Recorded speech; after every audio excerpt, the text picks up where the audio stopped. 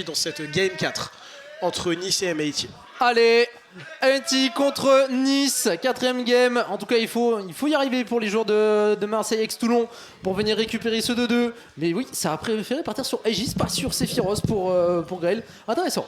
Ouais, c'est vrai que la première game, même si je trouvais qu'il s'était relativement bien débrouillé, en tout cas dans les particularités du match-up, c'est-à-dire ne pas prendre le side B, ne pas se faire avoir après une down Strawberry, il s'en était relativement bien sorti, mais c'était quand même la hit. Et Aegis, c'est un sacré personnage.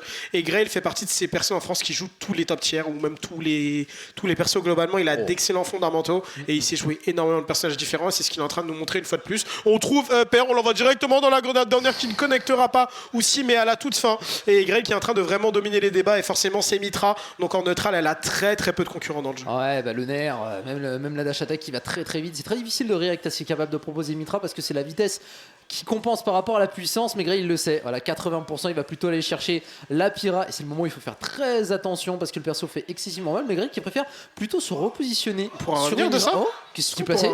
Oh non, on pourra pas revenir.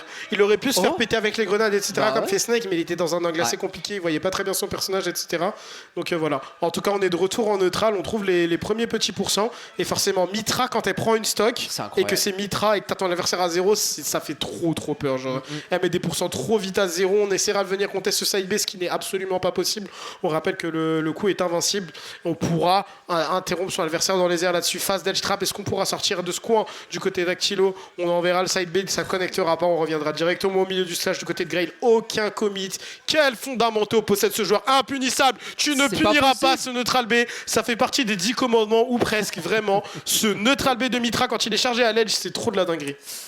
Tu ne contesteras point pour Grail, en effet, qui va même se permettre de venir shake de ça. Oh là là, à 85%, on va quand même retrouver le mashing. Et oui. Là encore. Que c'est difficile pour Actilo qui tente de sortir de ce H-Trap mais qui doit faire face à une épée monstrueuse de feu. On arrive quand même à trouver ce grab et tellement de machines encore une fois, c'est fou. T'es arrivé trop jeune encore, on mâche ici.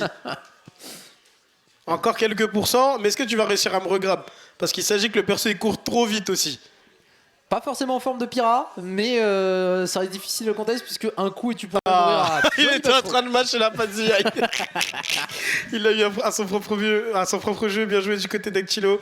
On est de retour en Pyra, puis de retour en Mitra. On n'a plus qu'une seule plume, mais déjà 50% de gratté du côté de Banjo là-dessus. Faut faire gaffe à ces situations. La Pyra qui est sortie, on a 115%. On va pas tarder à potentiellement mourir pour Actilo.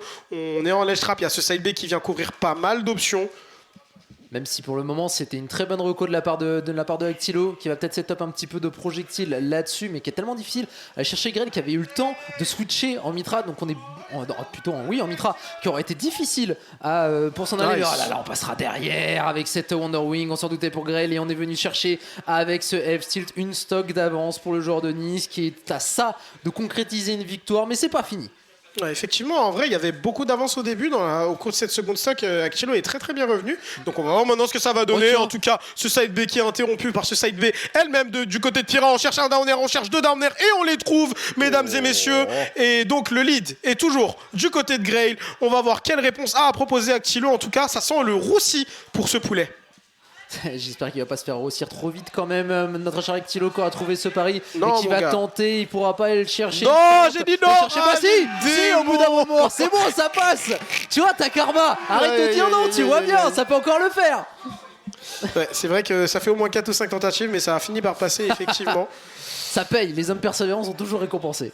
Je suis relativement d'accord avec ça, mon ami Maxilag. Et ce bagarre qui est trouvé pour Actilo, on n'a plus que 3 plumes, on se retrouve off-stage désormais. Oh là là, belle grenade, beau snipe mig. On est tout de même en ledge trap, on n'a plus d'invincibilité. Attention face à cette Pyra, on trouve un grab F-Throw, face de ledge trap qui est reset. Attention à ce down tilt 6ème, mais il connecte, ça peut faire très mal. Encore une fois, on n'est plus invincible, la grenade est dans les mains de Pyra elle-même et on ratera ce jab. Faut faire gaffe à ces situations car ça peut aller très vite désormais.